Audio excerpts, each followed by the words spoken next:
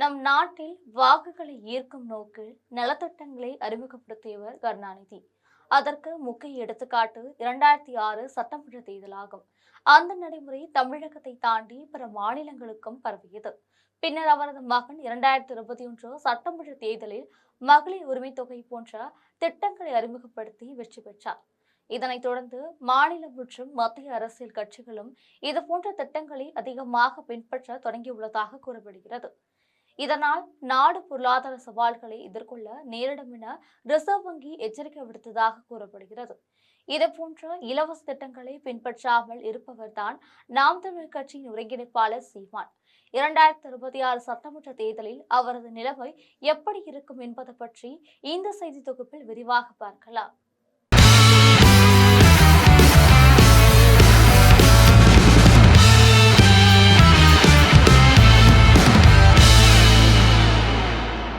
2026 சட்டமன்ற தேர்தல் களத்தில் தொகுதி பங்கீடு வேட்பாளர் தேர்வுகளில் இறுதி முடிவு எடுக்க முடியாமல் பல்வேறு கட்சிகள் தவித்து வந்த நேரத்தில் வேட்பாளர்களை ஆதரித்து முதற்கட்ட பிரச்சார பயணத்தை முடித்தார் சீமான்.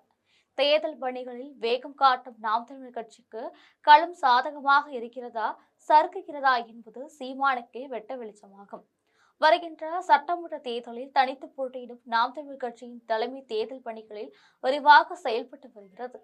கடந்த பிப்ரவரி 21 மாநாட்டை நடத்தி 234 வேட்பாளர்களை அறிவித்தவர்கள் பிறகு மார்ச் 19 தேர்தல் அறிக்கையை வெளியிட்டனர்.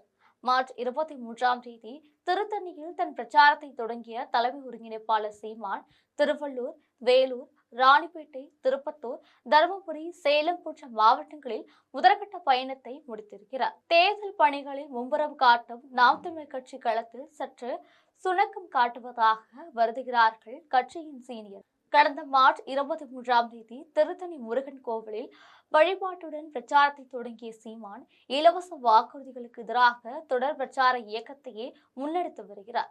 அதுபோக நாம் தமிழர் அரசு அமைந்தால் என்ன செய்வோம் விளக்கி கூறி வருகிறார். பிரச்சாரத்திற்கு இடையே அவர் பாடும் பாடல்களும் ஹிட் அடிக்கின்றன. திமுக, அதிமுக, தாவேக மீதுள்ள தாக்கமும் கடுமையாக இருக்கின்றன. நான்குமுனை போட்டியாகவே இருந்தாலும் சீமானின் பேச்சு கவனம் பெறுகிறது. ஆனால் அவர் பிரச்சாரத்தில் மக்கள் கூட்டம் குறைந்த அளவிலே காணப்படுகிறது. ஒரு நாளைக்கு 3 சட்டமன்ற தொகுதிகள் வீதம் 4 இடங்களில் பிரச்சாரம் செய்கிறார் சீமான்.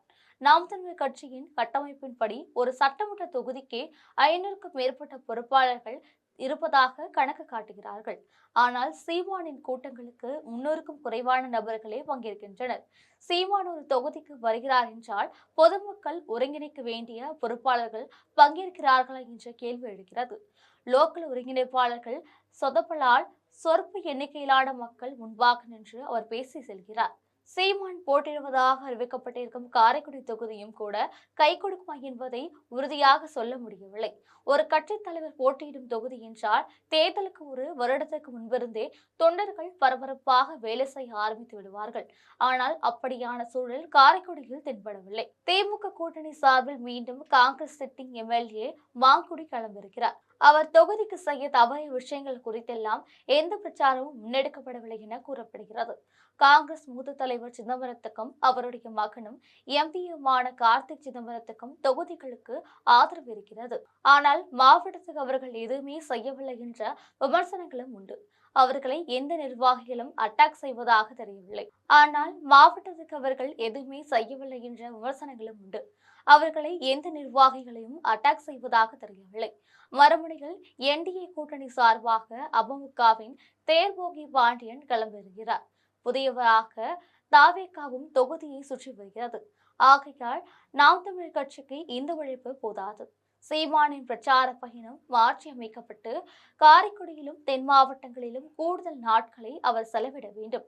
மாநிலம் முழுவதிலுமிருந்து முக்கிய நிர்வாகிகள் வந்து பிரச்சாரம் செய்ய வேண்டும். அதேபோல் சாட்டை துரைமுருகன் போன்ற நட்சத்திர முகங்களை வைத்து தினசரி கூட்டங்களை நடத்திருக்க வேண்டும். ஆனால் அவர்களும் மாநில சுற்றுப்பயணத்தில் தான் கவனமாக இருக்கிறார்கள். இருந்தாலும் சீமான் வேட்புமனு தாக்கல் செய்ய பிறகு களம் சீமானுக்கு சாதகமாக மாறலாம். சீமான் இதுவரை 4 பொது தேர்தல்களை பார்த்துவிட்டார். வழக்கம் போல இந்த முறையும் வேட்பாளர்கள் பெரும்பாலானோரிடம் போதிய நிதி வசதி இல்லை. எங்கள் வேட்பாளர்களிடம் நிதி இல்லை என சீமானே மேடை தோறும் எத்தாக சொல்லி வருகிறார். அதனால் கட்சிக்கு ஏற்படும் பின்னடைவுகளுக்கும் குறித்து வேட்பாளர்களின் வேதனை குறித்தும் தலைமை உணர வேண்டும். தொடக்கத்தில் தொகுதிக்கு 10 லட்சம் தரப்படும், மேற்கொண்டு வருபவற்றை நீங்கள் பார்த்துக் கொள்ளுங்கள் என்ற பேச்சு நிலவியது. ஆனால் நிதி சுமையால் பல 100 தொகுதிகளுக்கு அந்த ரூபாய் போய் சேரவில்லை என கூறப்படுகிறது. இது பற்றி அரசியல் விமர்சனங்கள், நாம் தமிழர் கட்சி தனது வாக்கு வங்கியை தக்க வைத்து கூடுதலாக 1-2% பெற்றாக வேண்டும் என்பதில் தீவிரமாக இருக்கிறது.